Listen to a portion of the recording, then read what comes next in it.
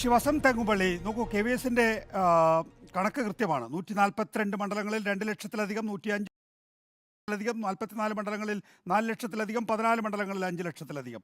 ഇനി വരാൻ പോകുന്ന ഈ ലോക്സഭാ തെരഞ്ഞെടുപ്പിൽ 2024 ലോക്സഭാ തെരഞ്ഞെടുപ്പിൽ 50% വോട്ട് നേടി 272 മണ്ഡലങ്ങൾ സ്വന്തമാക്കും. അതായത് നെഹ്റുവിന് കഴിയാത്ത രീതിയിൽ ആകെ വോട്ടിന്റെ 50% കടത്തും BJP. അല്ല ശ്രീ നികേഷ് കുമാർ, ശരിയാണ്. 2019 ഫാക്ടർ എന്തായിരുന്നു? അന്ന് മോദി മോദി എന്ന് വിളിക്കുന്ന ഒരു കൂട്ടമുണ്ടായിരുന്നു. എന്തുകൊണ്ടാ? ബാലാക്കോട്ടിൽ പോയി തിരിച്ചടിച്ചിട്ടാണ് ഞാൻ വന്നിരിക്കുന്നത്, നോക്കൂ, എന്നെ അനുഗ്രഹിക്കൂ. ആ തിരിച്ചടിക്ക് എന്റെ കൈകൾക്ക് ശക്തി പകരൂ എന്ന് പറഞ്ഞുകൊണ്ടാണ് മോദി വന്നത്. സ്വാഭാവികമായും പുൽവാമയിൽ നമ്മുടെ ജവാന്മാർ നീക്കപ്പെടുമ്പോൾ അതിന് തിരിച്ചടി കൊടുത്തു എന്നുള്ള ഒരു അജണ്ട സെറ്റ് ചെയ്യാൻ, ഒരു കുക്കിടപ്പ് സ്റ്റോറിയുമായി വരാൻ മോദിക്ക് സാധിച്ചിരുന്നു. പക്ഷെ അത് നുണയായിരുന്നു എന്ന് തെരഞ്ഞെടുപ്പ് കഴിഞ്ഞതിന് ശേഷം തെളിയിക്കപ്പെട്ടു.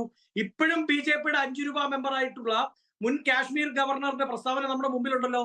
ഇതുവരെ തള്ളി പറഞ്ഞിട്ടുണ്ടോ BJP? ഇതുവരെ നിയമ നടപടിക്ക് മുന്നോട്ട് പോയിട്ടുണ്ടോ? അയാളെ പാർട്ടിയിൽ നിന്ന് പുറത്താക്കിയിട്ടുണ്ടോ? അപ്പോ ആ ബാലാക്കോട്ട് ഫാക്ടർ, മോദി ഫാക്ടർ അല്ല, ആ ബാലാക്കോട്ട് ഫാക്ടർ ഇത്തവണ ഇല്ല. 2014 ഒരു ഫാക്ടർ ഉണ്ടായിരുന്നു, അത് മോദി ഫാക്ടർ അല്ല, ആന്റി UPA ഫാക്ടർ ആയിരുന്നു. UPA ഗവൺമെന്റ് ഞാൻ അക്സെപ്റ്റ് ചെയ്യാണ്, UPA ഗവൺമെന്റ് ഒരു അഴിമതി ഗവൺമെന്റ് ആണ് എന്ന് പറഞ്ഞ് ഫലിപ്പിക്കുന്നത് ഇവർ വിജയം കണ്ടു. അതിൽ അന്ന് ആം ആദ്മി പാർട്ടി അടക്കമുള്ള ഇടതു പാർട്ടികൾ അടക്കമുള്ളവർക്കും പങ്കുണ്ട്, ഇല്ലെന്ന് പറയാൻ പറ്റില്ല. അതാണ് ഞാൻ നേരത്തെ പറഞ്ഞത്. അന്ന് അഴിമതിക്കാർ എന്ന് സുഷമാ സ്വരാജ് എന്ന അന്നത്തെ പ്രതിപക്ഷ നേതാവ് അടക്കം പാർലമെന്റിനുള്ളിൽ നിന്ന് വിളിച്ചു പറഞ്ഞവരെല്ലാം ഇന്ന് BJP പാളയത്തിലാണ്. അത് ജനം തിരിച്ചറിയുന്നില്ലേ? അത് ജനം തിരിച്ചറിയുന്നുണ്ട്. അതുകൊണ്ട് ആ ഒരു വലിയ വേവ് രാജ്യത്തൊരിടത്തും ഇല്ല എന്നാണ് യാഥാർത്ഥ്യം. അദ്ദേഹം കണക്ക് പറഞ്ഞല്ലോ, ഞാൻ മറ്റൊരു കണക്ക് പറയാം. സൗത്ത് ഇന്ത്യയിൽ 29 സീറ്റ് കഴിഞ്ഞ തവണ കിട്ടിയത്, BJPക്ക് കിട്ടിയതിൽ 25 സീറ്റും കർണാടകയിൽ നിന്നാണ്. അവിടെ മോദി ഫാക്ടർ ആണോ ഇത്തവണയുള്ള നികേഷ്? ശ്രീ MV നികേഷ് കുമാർ, അവിടെ ഈ തവണ ഒരു ഫാക്ടർ, ഒരു കാറ്റ് വീശുന്നുണ്ട്. അത് പ്രജ്വൽ രേവണ്ണ ഫാക്ടറാണ്.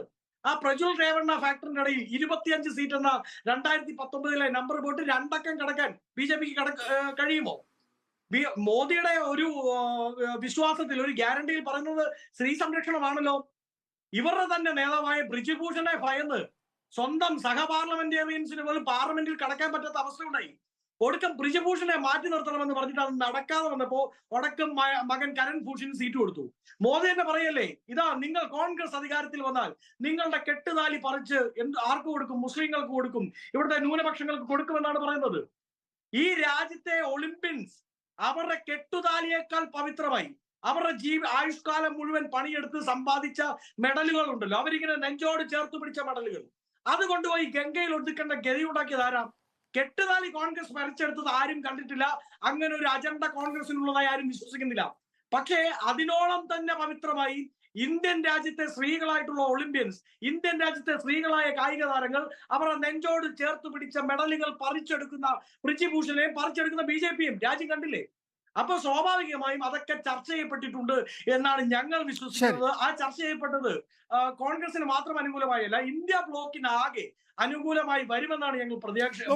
അവിടെയാണ് ഏറ്റവും പ്രധാനപ്പെട്ട പ്രശ്നം.